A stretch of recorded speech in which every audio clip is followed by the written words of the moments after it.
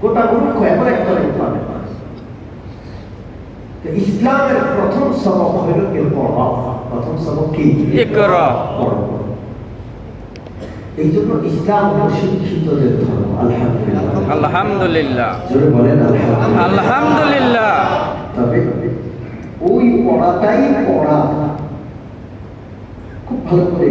এই আয়াতগুলো নিয়ে আমি আজকে ওটা সবটা পড়াশোনা করছি। এখন পর্যন্ত আমি মনে হচ্ছে বারবার আমি পড়ছি আর বারবার আমি নিজেই জানতেছি। আমার অনেক অজানা আস্তে আস্তে করে আমার সামনে আসছে। পড়া দরকার। শুধু কোরআন যে সত্য ধর্ম, কোরআন যে আল্লাহর কিতাব, এই আয়াতগুলোই যদি কেউ ফিকির করে, চিন্তা করে, তার বোঝার জন্য যথেষ্ট হয়ে যাবে। সুবহানাল্লাহ।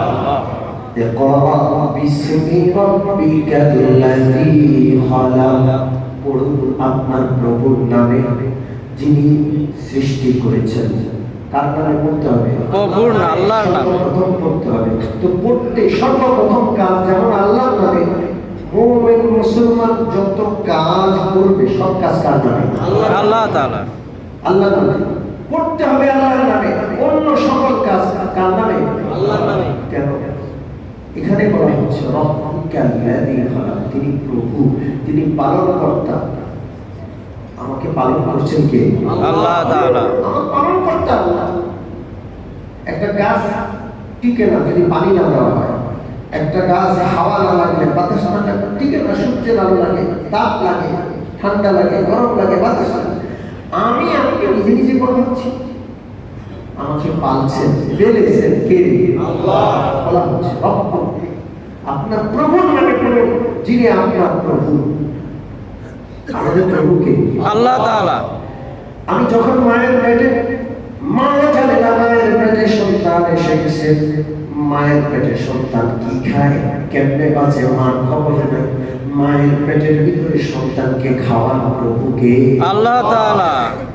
মা জানে না। অনেক সময় 5-7 মাস হয়ে যায়, মার খবর নাই যে মার পেটে কি এসে গেছে, মা নিজেই জানে না। হয় কি হয় না? মায়ের পেটের ভিতরে আমাকে আপনাকে কে পেলেছে? আল্লাহ। মায়ের পেট থেকে পৃথিবীতে আসার আগেই মায়ের মনে মায়া মমতা, মায়ের স্তনে আমার জন্য রিজিক হিসেবে দুধ কে দিয়েছে? আল্লাহ তাআলা। মার মনে মায়া না থাকলে মা পালন করতে পারতেন না। সবার মায়া একরকম, মার মায়া মনে রকম। বাবার করে পেখানা করে দিলে, পেশাব করে দিলে বাবা নারাজ হয়, বলে যে না তোমার বাচ্চা নিয়ে যাবে না। কিন্তু মা করে পেশাব পেখানা করলেও মা কখনো কি হয় না। কেমন একটা মহাব্বত।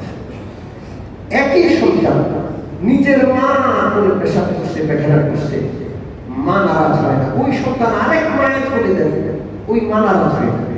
ওই মা বলবে এই সন্তান আমার করে কেন দিচ্ছেন, পেশাব করে দিচ্ছে। অথচ ওই মার আরেকটা সন্তান আছে। একজনের সন্তানের জন্য আরেকজনের এত মায়া হয় না। এটা লালন পালনের সাথে মায়া মমতাকে দাঁড়িয়ে রাখে আল্লাহ তাআলা। এরপরে মা আমাদেরকে 2.5-3 বছর, 5 বছর, 7 বছর লালন পালন করে উপযুক্ততায় পৌঁছায় দেয়।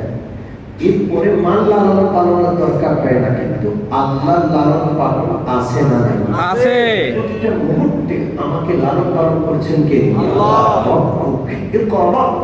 বিসমি রাব্বিকা, তোমার প্রভুর নামে বলো। আল্লাযী খালাক, যিনি গোটা জগৎ সৃষ্টি করেছেন। সুবহানাল্লাহ। গোটা জগৎকে সৃষ্টি করেছেন আল্লাহ তাআলা। স্রষ্টার নামে বলে। এই জন্য এই আয়াতে বোঝা যাচ্ছে ওই পড়া নয়, যেই পড়াতে প্রভুর পরিচয় নাই, যেই পড়াতে স্রষ্টার পরিচয় নাই, ওই পড়া নয়, ওই জ্ঞান নয়, ওই পড়া পড়ার উপযুক্ত নয়, ওই শিক্ষা শিখানোর উপযুক্ত না। যেই শিক্ষার মধ্যে প্রভু, যেই শিক্ষার মধ্যে স্রষ্টার পরিচয় নাই। এই আয়াত কথা বলছে। সম্মানিত উপস্থিতি, আজকে গোটা পৃথিবীতে শিক্ষার ছড়াছড়ি, কিন্তু ওই শিক্ষার মধ্যে আল্লাহর পরিচয় নাই, রবের পরিচয় নাই, স্রষ্টার পরিচয় নাই। আমরা এক মুসলিম, ঈদের আগের দিন এসে আমার কাছে কান্না ভাব, হুজুর আমার ছেলেটা আগে সে নামাজ পড়তো, আমরা তার মা বাবা অনেক সময় অলসতা করতাম, আমাদেরকে নিয়ে আসে নামাজে যেত, কিন্তু ছেলেটাকে পড়াশোনা করেছে, স্কুল কলেজে, সর্বশেষ তাকে নোয়াখালী বিজ্ঞান ও প্রযুক্তি বিশ্ববিদ্যালয়ে দেওয়া হয়েছে। ওখানে যাওয়ার পর সে এখন বলে যে আমি কোরআন বিশ্বাস করি না, নাউজুবিল্লাহ। আমি নামাজ বিশ্বাস করি না। তাকে নামাজের কথা বললে যে আমি কলেজে সরাসরি বলে দিই যে আমি নামাজ পড়বো না, নামাজ রোজায় কিছু হয় না। নাউজুবিল্লাহ। আমার কাছে বলার পর বড় আফসোস লাগে, বলে যে হুজুর একটু সময় দিলেন। আমি অত্যন্ত ব্যস্ত ছিলাম, ঈদের রাত আমি তাকে সময় দিলাম যে আপনার সন্তানটাকে নিয়ে আসে, যেহেতু আমাদের 13 নম্বরে থাকে। বলে যে হুজুর এত আজকেই সময় দিব না, এটা আমার একটা বাড়ি। একটা ছেলে আমাদের তো সন্তান, সে বিপথে চলে যাচ্ছে, তাকে একটু সময় দিয়ে যদি ইসলামের পথে আনা যায়, আমি তাকে বললাম যে এটা আমার ঈদের রাতের পুঁজি হবে ইনশাআল্লাহ। ঈদের রাতে অর্থাৎ আগামীকাল এর আগে বাদ এশা ওই বাবা সন্তানকে নিয়ে আমার রুমে চলে আসে। আমি এশার পর থেকে নিয়ে তাকে প্রায় 11:15 থেকে 11:30 পর্যন্ত দীর্ঘ সময় তাকে দিলাম। তার রন্ধ্রে রন্ধ্রে নাস্তিক্যবাদ ঢুকিয়ে দেওয়া হয়েছে।